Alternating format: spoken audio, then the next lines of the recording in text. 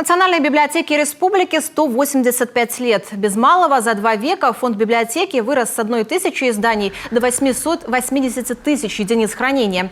Здание библиотеки 1958 года постройки отремонтировали от и до.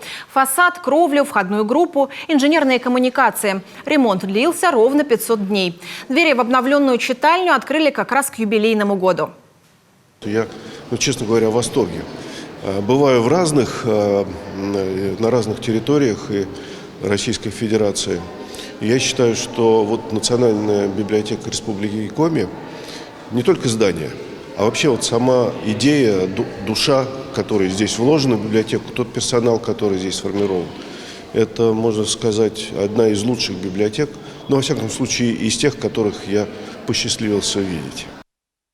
В планах расширяться. Вместимость библиотеки до 1 миллиона экземпляров увеличились за счет современной системы хранения. Кроме того, Национальная библиотека активно осваивает новейшие технологии. В первую очередь, современная библиотека – это интеллектуальный центр, это центр развития регионов. И я вижу у библиотек Республики Коми очень большое и светлое будущее.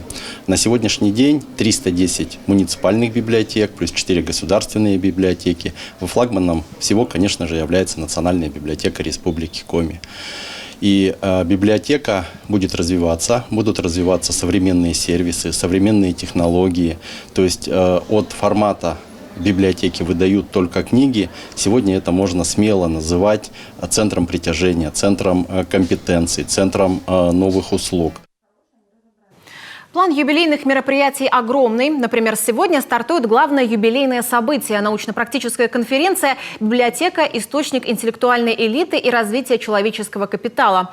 Сотрудники библиотек из 11 регионов страны обсудят роль библиотек в современном обществе.